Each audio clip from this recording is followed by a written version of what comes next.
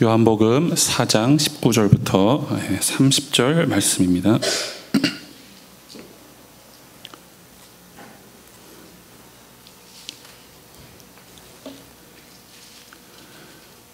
함께 한 목소리로 읽겠습니다.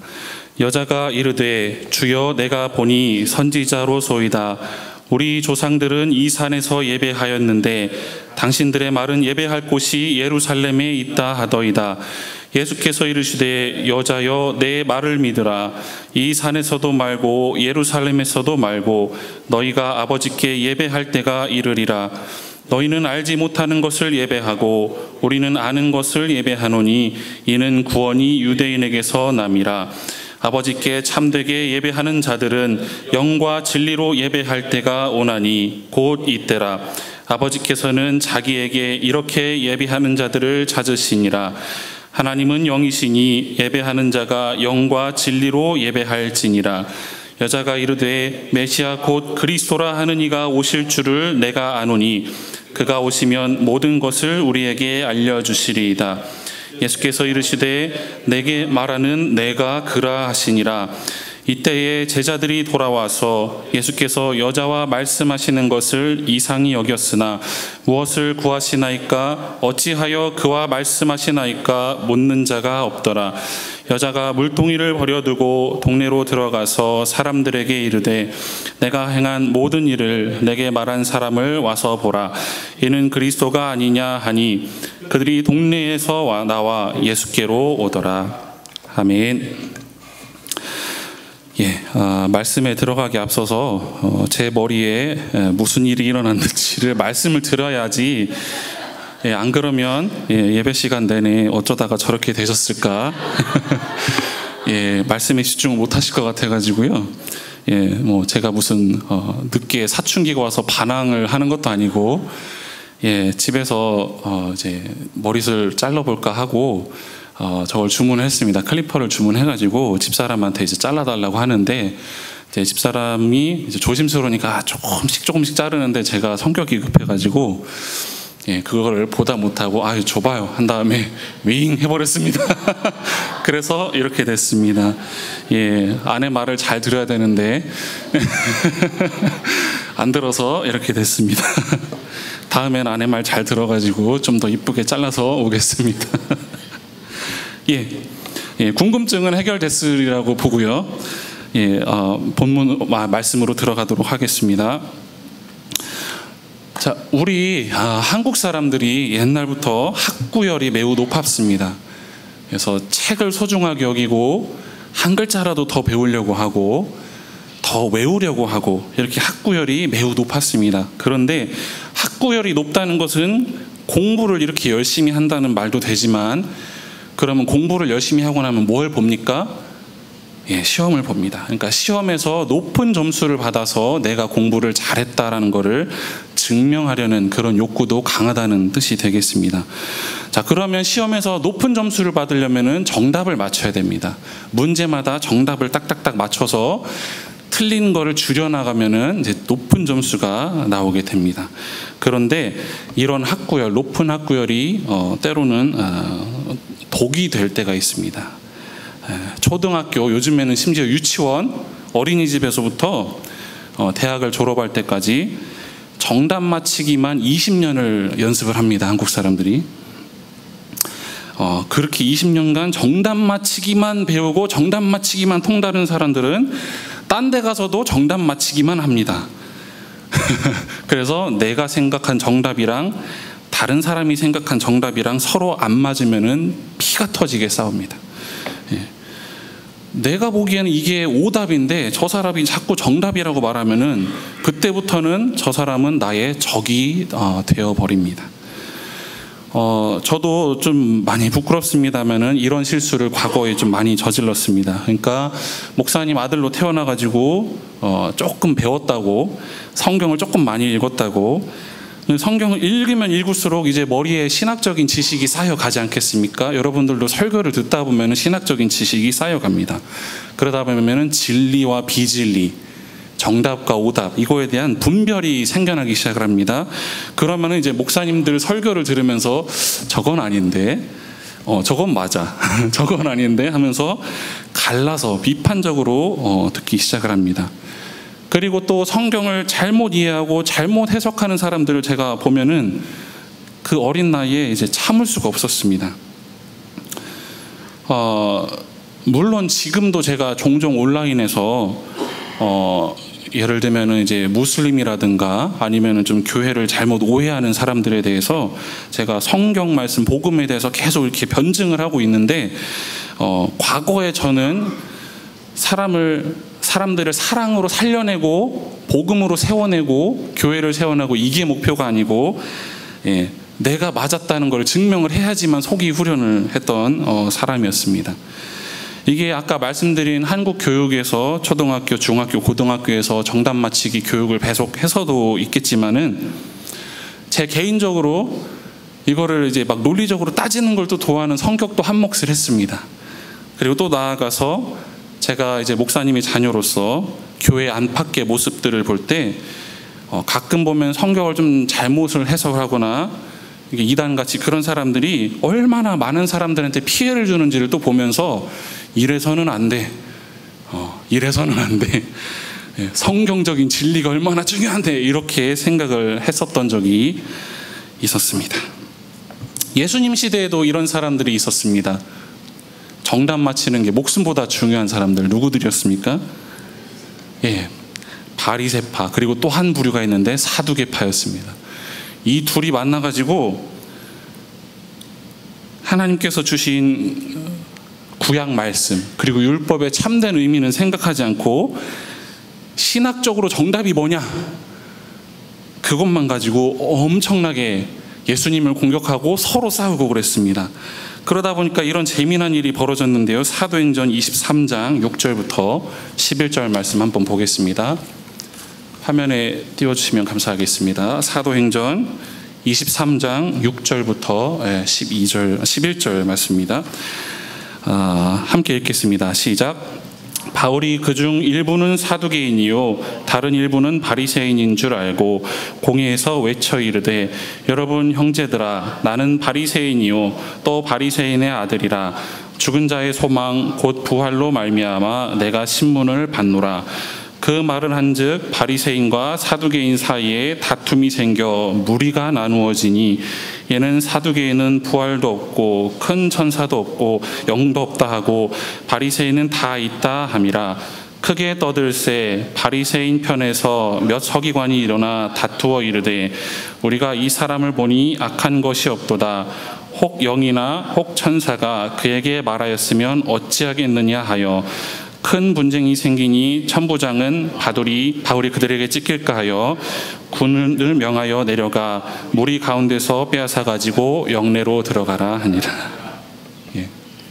너무 재밌습니다. 저는 이걸 보면은 바울이 공회에 붙들려 가지고 신문을 당하고 있는 중입니다. 거기에 모인 사람들은 바울을 다 공격하려고 모인 사람들이었습니다. 근데 바울이 잘 보니까 일부는 바리새인, 일부는 사두개인입니다. I have a good idea. 아주 좋은 아이디어가 생겨났습니다. 바리새파들은 평소에 부활을 믿는 사람들이고 사두개파는 부활이 무슨 말이냐? 절대로 그런 일은 있을 수가 없다. 이렇게 믿는 사람들입니다. 그래서 바울이 딱 일어나서 이렇게 외쳤습니다. 내가 부활이 있다고 말을 하는 바람에 이 수모를 당하고 있습니다. 그랬더니 바울을 공격하려 왔던 바리새인들 중 일부가 갑자기 입장을 바꿔가지고 바울의 편을 들어주기 시작합니다. 이 사람은 악한 것이 없다. 내가 보니까 부활이 있다고 말을 하는 거 보니까 이 사람은 악한 게 하나도 없다. 혹시 영이나 여기서 영은 성령입니다. 영이나 천사가 말해준 건 뭐 어떡할 거냐 이러면서 갑자기 바울 편을 들어주고 그 사두개파는 그 얘기를 들으니까 이게 무슨 뚱딴지 같은 소리야 하면서 이제 일어나서 서로 싸우기 시작을 합니다. 그 사이에 천부장이 바울을 이렇게 빼돌려서 숨겨주게 된 것입니다. 그러니까 바울을 공격하기 위해 모인 사람들이 부활이 있다 요 한마디에 저 사람은 내 정답을 믿네. 오케이 좋았어. 저 사람 내 편 하면서 편을 들어주기 시작을 한 것입니다. 오늘날 우리 사회의 모습을 보면 크게 다를 바가 없습니다.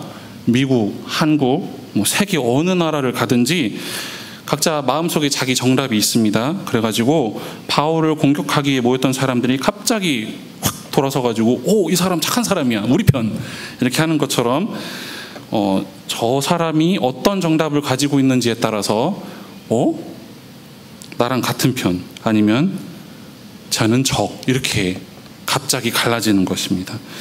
제가 정치 이야기를 하는 것이 아닙니다. 이거는 그래서 구체적인 이야기를 말씀드리지 않겠습니다만은, 여러분들도 뉴스나 이런 주변에서 일어나는 일들을 보면 갑자기 무슨 구호를 딱 외치면 와, 같은 편 하면서 와 몰려들고, 뭐 이렇게 얘기했는데 저 사람은 저렇게 믿어? 그렇게 안 봤는데 하면서 멀어지고, 이런 거는 어느 특정 당만의 문제도 아니고 어떤 특정 그룹만의 문제도 아니고 우리 모든 사람들의 문제가 되고 있습니다. 사회적으로만 그러냐? 사실은 교회 내에서도 좀 그런 게 있지요. 그래서 그렇다고 해서 제가 정답, 진리가 중요하지 않다고 말씀드리는 게 아닙니다. 진리는 매우 중요합니다. 왜냐하면 요한복음 8장 32절에 진리를 알지니 진리가 너희를 자유롭게 하리라. 진리를 알아야만 합니다. 그러니까 우리를 자유롭게 하실 수 있는 유일한 진리이신 예수님을 확실하게 알고 확실하게 믿는 것이 얼마나 중요하겠습니까? 진리는 그래서 중요합니다. Truth matters. 그래서 오늘 읽은 본문 말씀에서 예수님이 아주 중요한 말씀을 하시는데, 우물가의 사마리아 지역을 지나시다가 우물가에 한 여인을 만납니다. 예수님께서 묻습니다. 예수님께 그 여인이 묻습니다. 뭐라고 묻냐면, 우리 사마리아인들은 이 산에서 예배를 드려야 된다고 하고 당신들 유대인들은 예루살렘에서 예배를 드려야 된다고 하는데 무엇이 맞습니까? 근데 21절까지만 보면 예수님이 양비론처럼 말하는 것 같습니다. 21절에 뭐라고 하냐면 이 산도 아니고 예루살렘도 아니다 라고 하는 것처럼 보입니다. 그런데 22절에서 뭐라고 하시냐면은 너희는 알지 못하는 것을 예배하고 우리는 아는 것을 예배하노니 구원이 유대인에게서 남이라. 유대인에게 진리가 있다는 것을 간접적으로 말씀하시면서 사마리아인의 신학적인 입장이 반박이 되고 있는 것입니다. 또 한 가지 사례가 있습니다. 요한복음 8장 초반부에 어떤 여인이 간음을 저지르다가 현장에서 잡혀왔습니다. 이 여인에게 돌을 던지려던 노인부터 시작해서 하나둘씩 돌을 내쳐놓고 다 떠나서 젊은 사람들까지 모두 자리를 떠나니까 예수님께서 여인을 돌려보내시면서 뭐라고 말씀하십니까? 11절 말씀 함께 보겠습니다. 화면을 보면서 읽겠습니다. 시작. 대답하되 주여 없나이다. 예수께서 이르시되 나도 너를 정죄하지 아니하노니 가서 다시는 죄를 범하지 말라 하시니라. 사마리아 여인의 질문에도 정답을 말씀하셨죠. 근데 이 간음하다 잡힌 여인한테도 다시는 죄를 범하지 말라라고 하면서 네가 한 행동은 죄가 맞다 라는 거를 분명히 하셨습니다. 오늘날 이렇게 앞서 말했던 정답에 목숨을 걸고 싸우는 것만큼이나 위험한 게 뭐냐면요, 이런들 어떠하리 저런들 어떠하리, 저 사람 기분 나쁘니까 정답 얘기하지 마. 네 말도 옳고 네 말도 옳고 다 옳다. 정답도 숨기고 왜곡하고 오답하고 오답을 정답이라고 합니다. 키 작은 사람 기분 나쁘다고 줄자를 쫙 늘려가지고 이것도 188, 이것도 188, 이것도 188, 2m 다. 모든 종교가 다 옳고 모든 성적 지향이 다 옳고 모든 범죄까지도 다 옳다고 하는 이런 시대를 우리가 맞이를 하게 된 것입니다. 그런데 예수님께서는 정답은 있다, 정답이 중요하다라고 선을 긋고 계신 겁니다. 그런데 그 다음이 중요합니다. 야, 정답 있어, 이게 정답이야, 너는 틀렸네 하면서 피가 터지게 싸우면서 자기 정답을 어떻게든 관철시키려고 막 폭력도 불사하고 막 이런 게 아니고, 그거는 예수님께서 제시하신 방법이 아닙니다. 예수님은 우물가의 사마리아 여인을 정죄하지 않으셨습니다. 그는 첫 번째 사마리아인이었고 두 번째 여인이었는데 세 번째, 남편을 5이나 뒀습니다. 그리고 네 번째, 사마리아인들이 문제가 뭐냐면은 이 산에서 예배를 드리는 것이 옳다고 믿었습니다. 틀린 답이었습니다. 다 틀렸습니다. 사마리아인, 남편이 5이나 있었고 다 틀렸습니다. 그 당시 기준에서 그렇습니다. 근데 예수님은 그 여인을 만나 주셨고 대화를 나누셨고 그녀에게서 물을 얻어 마시셨고 그녀에게 제일 중요한 그리스도가 나다, 메시아가 나다, 약속된 그리스도가 나다라는 것을 드러내셨습니다. 또 간음을 하다가 잡혀온 여인에게도 똑같이 하셨습니다. 율법에 정리된 대로 돌을 들어서 그녀를 충분히 쳐서 죽일 수 있었는데 다시 죄를 짓지 말라고 경고하셨지만은 돌로 치지도 않으셨고 공개적으로 막 이 회당에 데려가 가지고 재판에 회부하지도 않으셨고 그를 살려주시고 보내주셨을 뿐입니다. 여러분, 그러니까 이 정답, 진리, 신학적인 진리, 성경적인 진리, 이거는 사람을 살리고 사랑을 실천하고 교회를 세우고 복음을 전하는 목적을 위해서 사용되어야 됩니다. 예를 들어서 교회에 나온 지 얼마 안 된 새신자가 집에서 나름대로 성경도 읽어보고 또 인터넷에 있는 이상한 글들도 있고 그러고 와가지고 뭘 깨달았다는 듯이 와가지고 난생 처음 듣도 보도 못한 신학적인 주장을 펼칠 수가 있습니다. 그러면 그때는 아이고 이단 났네 이러는 게 아니라 너그러운 마음으로 그 사람이 하는 얘기를 들어주고 차근차근 성경을 바탕으로 하나둘씩 바로 잡아 주어가는 것이 사람을 살리고 교회를 세우는 방법이 될 것입니다. 그래서 바울이 로마서 14장 1절에 이렇게 적었습니다. 제가 읽겠습니다. 믿음이 연약한 자를 너희가 받되 그의 의견을 비판하지 말라. 또 고린도전서 8장 11절에서 12절까지 뭐라고 적혀 있는지 보겠습니다. 그러면 내 지식으로 그 믿음이 약한 자가 멸망하나니 그는 그리스도께서 위하여 죽으신 형제라. 이같이 너희가 형제에게 죄를 지어 그들의 약한 양심을 상하게 하는 것은 그리스도께 죄를 짓는 것이니라. 아멘. 그러니까 내가 가진 지식, 정답은 믿음이 연약한 자를 쓰러뜨리는 데 사용되면 안 되고 그를 세우는 데 사용이 되어야 되는 것입니다. 근데 되게 재미있는 사실 한 가지는 뭐냐면 이 고린도전서에서 고린도 교회가 겪고 있던 문제가 한 가지가 나오는데 당파 싸움, 파가 나뉘어서 아볼로파, 게바파, 바울파, 그리스도파 나눴습니다. 그런데 이거를 권면하고 치리하고자 바울 사도가 편지를 썼는데 파 싸우지 말아라, 나누지 말아라, 이 이야기에 덧붙인 내용이 뭐냐면은 지식으로 그렇게 하지 말아라. 이게 뭐냐면은, 그리고 앞에 가면 지혜로, 너희가 지혜가 있다고 생각하느냐? 이게 무슨 얘기입니까? 교회에서 파를 나눠서 싸우는데 이게 일부러 교회를 무너뜨리려고, 교회에 해를 끼치려고 하는 게 아니고 각자 자기들 지혜대로 이게 옳아, 이게 옳은 길이야 라고 생각하면서 그 길을 가더라는 것입니다.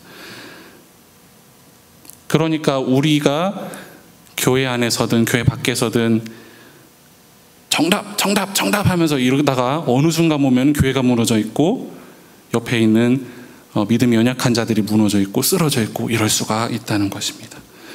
자, 그런데 때로는 교회에 이단이 숨어들 때가 있겠죠. 한국 같은 경우에는 요즘에 신천지 문제가 굉장히 심각한데 신천지 이단이 잠입해가지고 막 포교를 해서 퍼뜨리고 있습니다.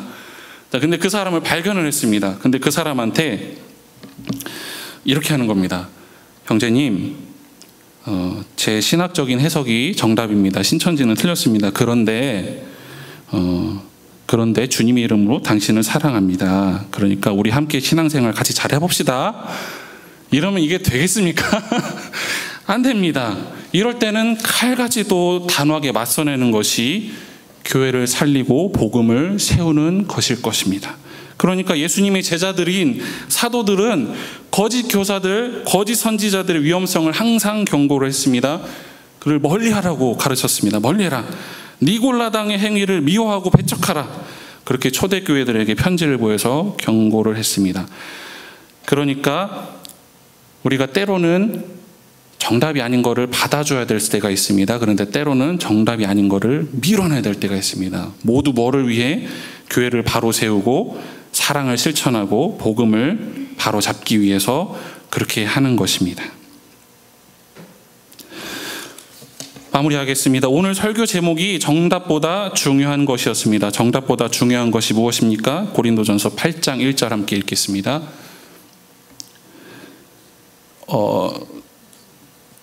죄송합니다. 제가 아마 저기 말씀을 잘못 적어드린 것 같습니다. 제가 여기 적혀있는 말씀을 읽겠습니다.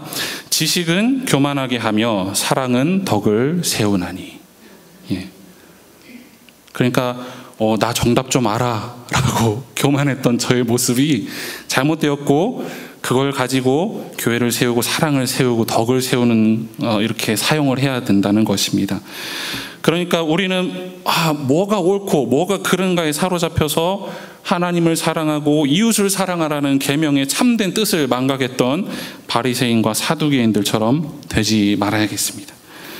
믿음이 연약한 사람들을 받아주고 비본질적이고 비핵심적인 부분에 대해서는 좀 의견이 다를지라도 포용할 줄 알아야겠습니다. 식사 준비하는데 국을 푸는데 이 그릇으로 할지 저 그릇으로 할지, 수박을 자르는데 이 모양으로 잘라야 될지 저 모양으로 잘라야 될지, 디저트를 쿠키로 해야 될지 도넛으로 해야 될지, 이게 본질입니까? 비본질입니까? 비본질입니다. 이런 거에 대해서는 나는 김치찌개 끓일 때 이걸 넣어야 돼. 그런데 그래요. 조금 달라도 내가 받아들이겠습니다. 이것이 포용하고 사랑으로 세워나가고 교회를 한 몸으로 만들어가는 과정일 줄로 믿습니다. 그것도 한편으로 디모데후서 4장 3절 4절에서 경고한 것처럼 4장 3절 4절에 뭐라고 나와 있냐면, 마지막 때가 오면 사람들이 바른 교훈을 받지 않고 귀를 진리에서 돌이키는 세상이 된다고 합니다. 우리가 그걸 따라가지고 우리도 교훈을 받지, 바른 교훈을 안 받고 진리에서 돌이키는 그걸 따라가서 이것도 옳고 저것도 옳고 이렇게 해서는 안 되겠습니다. 왜냐하면 하나님 아버지가 정답이시기 때문입니다. 독생자 예수 그리스도께서 정답이시기 때문입니다. 그리고 우리 안에서 내주하시면서 인도하시는 성령님만이 정답이시기 때문입니다. 그러니까 그 정답이 굉장히 중요합니다. 그런데 그 모든 신학적인 진리, 신학적인 정답 해석, 이것을 결국에는 사랑을 하고 덕을 세우고 교회를 세우고 복음을 전파하기 위해서 우리가 이거를 지혜롭게 사용할 줄 알아야 될 줄로 믿습니다. 왜냐하면 밖에 나가서도 중요하지만 결국엔 우리 교회가 한 공동체이기 때문입니다. 한 몸이기 때문입니다. 예수님께서 바리새인들이 이렇게 예수님을 공격했습니다. 귀신을 내쫓는 거 보니 귀신의 왕 바알인가 보다, 바알세불인가 보다. 그랬더니 같은 집에서 싸움이 일어나면 어떻게 그게 서 있겠느냐 이렇게 말씀을 하셨죠. 그러니까 우리가 한마음 한뜻으로 연합해서 서로 세워나가고 서로 일으켜 세워주고 서로 함께 부둥켜 안고 이렇게 가는 것이 정말 중요한 것입니다. 아멘. 그래서 우리의 지식을 사랑과 덕과 교회 세움과 또 복음 전파를 위해 사용할 줄 아는 우리 털사 순복음 선교교회가 되시기를 주님의 이름으로 축원합니다. 함께 찬양하시겠습니다.